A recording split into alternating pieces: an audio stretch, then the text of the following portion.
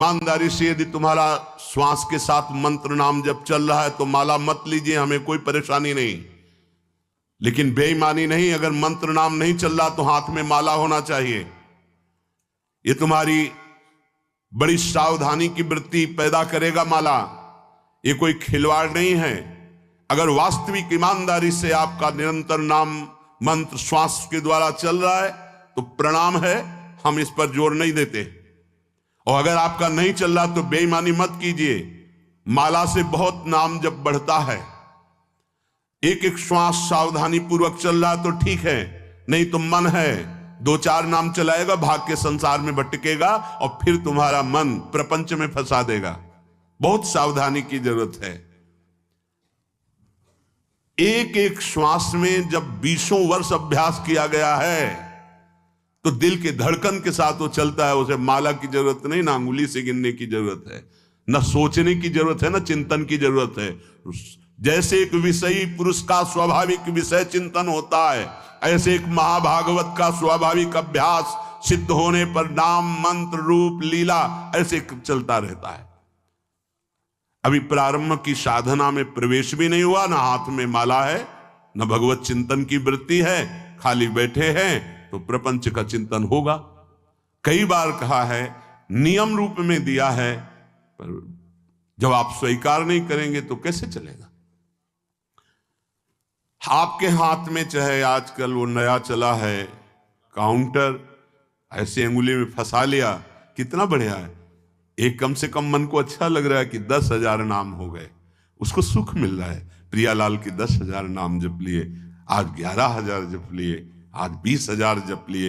ये बोले इससे अभिमान बढ़ेगा। हम कह रहे हैं ना, ये अभिमान बढ़ना चाहिए और लोभ बढ़ना चाहिए कि आज 10,000 किया, कल 15,000 करेंगे, 20,000 करेंगे, 1,00,000 अब 1.5 लाख होने लगा है। बड़े अहोभाग्य। अरे मंगल में प्रभु के नाम का हृदय में संचय करने का भाव आ जाए। अब ऐसे जब स्वाभाविक नाम चल रहा है तो धन्याति धन्य, नहीं चल रहा तो आप अपने साथ बेईमानी मत कीजिए। टरी जाती है आयु रात दिन, ये भगवान भुवन भास्कर उदय होकर आपकी जीवन को नष्ट कर रहे। दिन गया, रात्रि आई, रात्रि गया, अब पता नहीं दिन पूरा हो कि आज का ना हो। सच्ची बात, बड़ा भयावह है ये मृत्यु लोग। ऐसी कल्पनाएं प्लानिंग हो रही कि लगता है अजर अमर हम हैं। आगे से आगे की 7 पीढ़ी सुख भोगते रहे, इतना व्यवस्था कर ले हम। 7 मिनट का भरोसा नहीं कि जिनके लिए हम 7 पीढ़ी की सोच रहे हैं वो 7 मिनट रहेंगे कि नहीं, या जिससे सोच रहे हैं रहेगा कि नहीं। बड़ा भयावह विषय। तुम्हें भय नहीं लग रहा? माया की तरफ से निर्भय हो तो महाभय को प्राप्त हो जाओगे। भजन की तरफ वृत्ति जोड़ो, फिर निर्भय हो तो परमानंद को प्राप्त हो जाओगे। टरी जाती है आयु रात दिन, रसना प्रेम सहित कही हरि हरि हरि, राधा कानन शरण मना परी। मन से और तन से यदि वृंदावन का सेवन करने का सौभाग्य मिला है, तन से तो वृंदावन वास हो ही रहा है, पर मन से भी करो। कैसे होगा?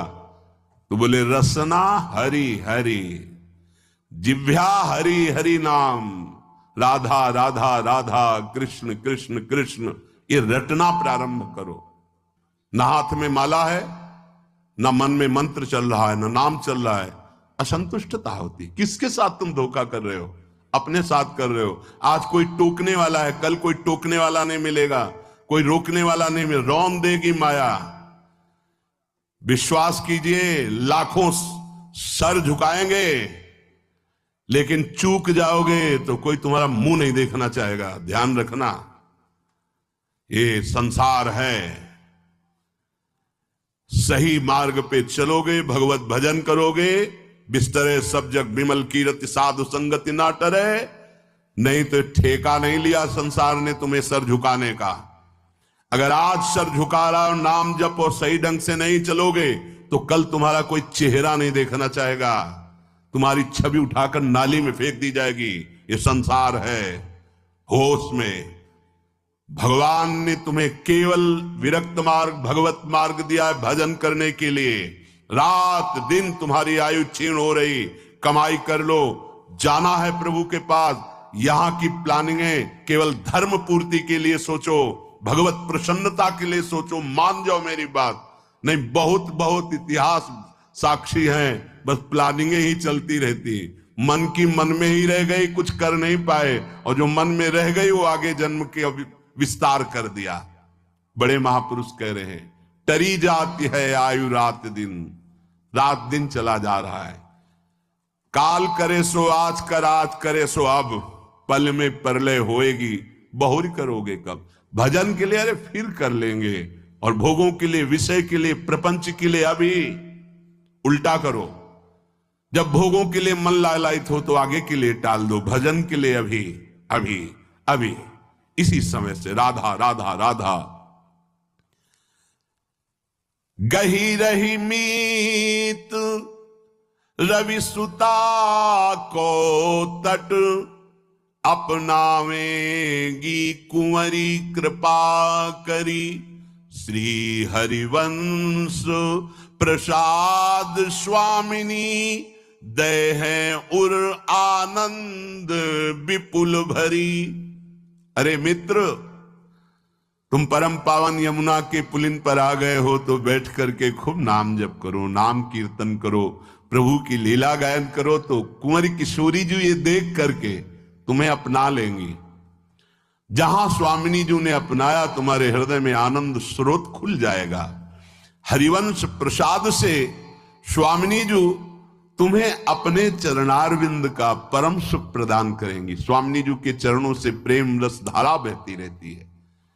आचार्य प्रसाद से, गुरुदेव प्रसाद से स्वामिनी जी कृपा करेंगी, संबंध का निर्वाह करती हैं वो, आपके हृदय में प्रेम जागृत कर देंगी। निर्दूषित करिवास रसिक जन, सदा संगरमी दृढ़ व्रत यह धरी। निर्दूषित, अगर हमारे अंदर रहनी दूषित रही तो धाम में रहते हुए अंतिम समय यहां शरीर छूटे कल्याण हो जाएगा, पर प्रिया प्रीतम के समीप पहुंचना, उनकी नित्य सेवा में पहुंचना, ये दुर्लभ हो जाएगा। कह रहे कि कृपा से तुम्हें लाडली जी ने वृंदावन धाम का अगर वास दिया है तो रसिकों का संग भी दिया, तो निर्दूषित वास करो। निर्दूषित, हमसे कोई अपराध न बन जाए, हमसे कोई दोष न बन जाए। वैसे ये व्यवहार शून्य देश है, ये प्रेम मार्ग के पथिकों का है। यहां केवल प्रिया प्रीतम की प्राप्ति का लक्ष्य लेके आया जाता है। यहां केवल प्रिया प्रीतम की प्राप्ति का ही साधन किया जाता है। यहां केवल प्रिया प्रीतम अपने मानने वालों का ये देश है, अन्य कोई वृत्ति ही नहीं। निर्दूषित करिवास और रसिक जन संग सदा, दो बातें। अगर वृंदावन का वास मिला है तो निर्दूषित वास करो, कोई आपसे अपराध न बने, कोई दोष न बने, और सदैव रसिक जनों के संग में रहो, उनकी आज्ञा में रहो। तो ये दृढ़ व्रत क्या करेगा? प्रिया प्रीतम का संग प्रदान कर देगा। यह है साधन। वृंदावन का आश्रय वास स्वीकार किया, रसिक जनों का संग, तो अभंग प्रेम रंग प्रदान करने वाले प्रिया प्रीतम का संग प्राप्त हो जाएगा। वृंदावन हित रूप चिंतवत, कुंजनी विचरी प्रेम सो उर्भरी। जहां आपके हृदय में एक बार प्रिया प्रीतम प्रकाशित हुए, ये कुंज निकुंजे इसी दृष्टि से आपको दिखाई देने लगेंगी, नवीन नवीन लीला रस में डूबे रहेंगे। पर निर्दूषित कर वास रसिक जन, रसिक जनों का संग, तो फिर दुष्संग का त्याग, दुष्संग ना होने पावे।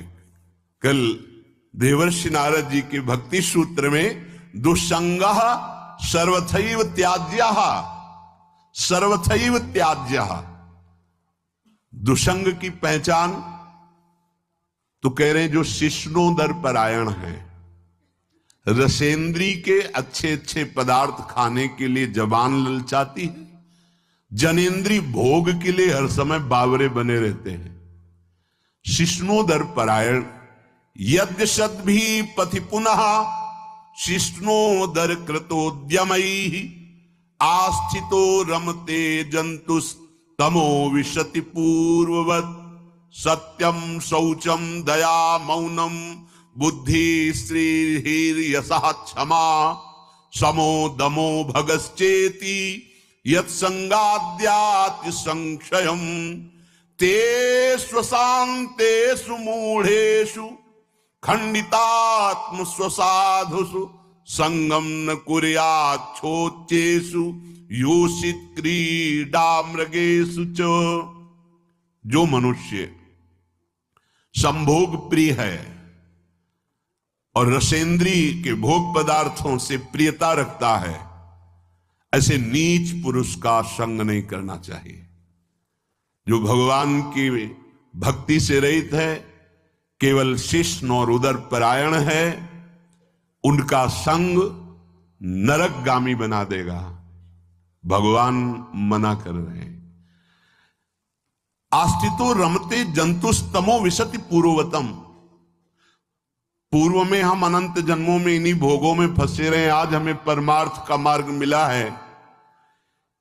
यदि हमने कहीं ऐसे पुरुषों का संग कर लिया तो हमारा परमार्थ बिगड़ जाएगा।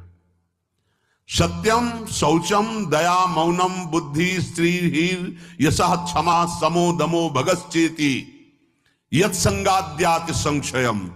ऐसे दुष्ट संग से हमारे जीवन में सत्य का अभाव हो जाएगा। सत्य बोलना, सत्य मार्ग में चलना, सत्य चिंतन करना छूट जाएगा।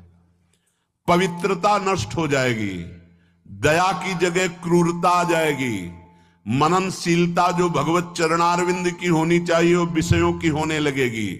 हमारी बुद्धि, लज्जा, स्त्री, ईश्वर, ये सब भागवतिक सद्गुण नष्ट हो जाते हैं।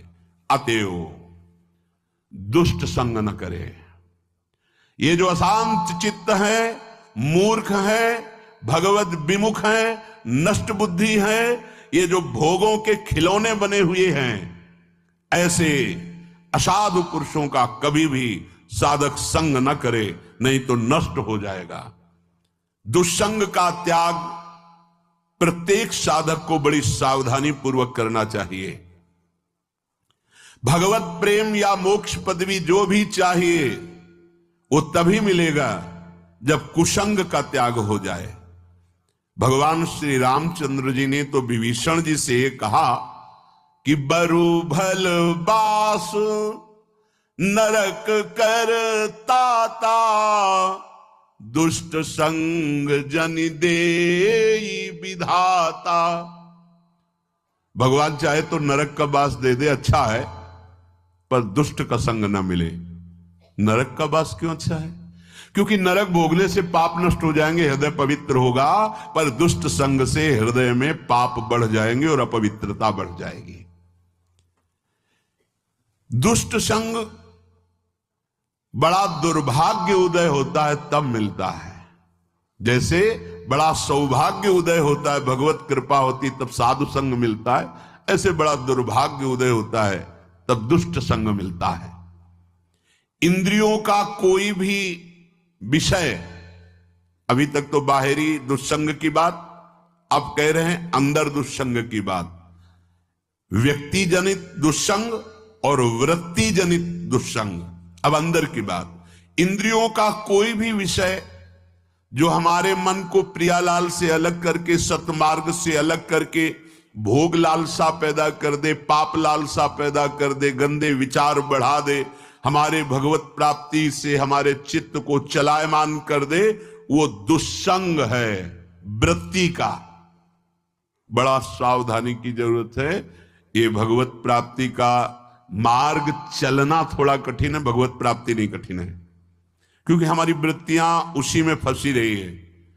तो ऐसे सत्संग 10 वर्ष सुनो और हमें लगता है कि अगर सही दुस्संग हो जाए तो 10 दिन में पूरा 10 वर्ष का चैप्टर बदल देगा। तो 10 वर्ष का सत्संग काम उतना नहीं किया, क्योंकि 10,000 जन्मों से हम दुस्संग में ही रहे हैं। तो जहां दुस्संग मिला तो मन राजी हो जाता है, यार बहुत जल चुके, 10 वर्ष हो गए। भगवत प्राप्ति के मार्ग से हमारे चित्त को चलायमान कर देने वाला दुस्संग हमारे पास भेजा जाएगा। बात समझना, माया ऐसे पार्षदों को भेजेगी।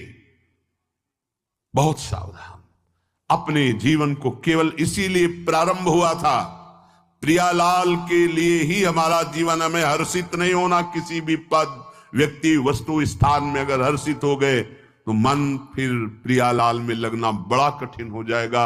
ये बालू का बांध है, एक बार फूटा तो दोबारा बनाना बड़ा मुश्किल है। सावधान। हमें ना कोई ऐसी चेतन वस्तु या जड़ वस्तु का दृश्य देखना है जो हमारे अंदर भोग वासना पैदा कर दे। जड़ के देखने से भी होता है क्या? हाँ, चित्र जड़ ही तो है। जो आप चलचित्र देख रहे हो जड़ ही तो है ना, उसमें कुछ हो थोड़ी रहा है, वर्तमान में थोड़ी हो रहा है, वो तो चित्र है। लेकिन वो चित्र तुम्हारे चित्त को बलात् आकर्षित करके भोगों में फंसा देगा। बहुत सावधान। ना कोई चैतन्य वस्तु। संगम त्यजेत मिथुन वृत्ति नाम मुमुक्षो। मैथुन धर्म से युक्त किसी भी प्राणी पर दृष्टि जाए, तत्काल मानसिक प्रणाम करके हटा लीजिए। दोबारा दृष्टि गई तो पतित हो जाओगे, संकल्प विकल्प होने लगेगा। इसीलिए साधक अपनी दृष्टि पर शासन रखता है। ये उचक्का की तरह ऐसे ऐसे चलना साधकों का स्वभाव नहीं होता। बावरों की तरह ऐसे ऐसे देखना, गर्दन इधर, ग्रीवा झुकी हुई है, आगे का मार्ग देख रहे, नाम निरंतर चल रहा है। किसी से बात कर रहे हैं अगर तो भगवत वार्ता कर रहे हैं, चेहरा देखना जरूरी नहीं, चाहे स्त्री हो चाहे पुरुष हो। जब आपको पता है कि हमारे पूज्य जन है तो हम उनका दर्शन करते हैं, नहीं तो चरणों तक सीमित है। ऐसे बात की, चल दिया, कोई भी रूप हमारे नेत्रों ने नहीं पकड़ा तो प्रियालाल के रूप में तन्मयता बढ़ेगी। बड़ी सावधानी से। एक नैमिषारण्य के संत भगवान थे, वो कभी नहीं देखते थे किसी की तरफ, बस ऐसे जैसे पूज्य श्री हरि बाबा, ऐसी दृष्टि है। अगर बात करते तो उड़िया बाबा की तरफ देखकर बात करते थे, अन्यथा ऐसे रहते थे।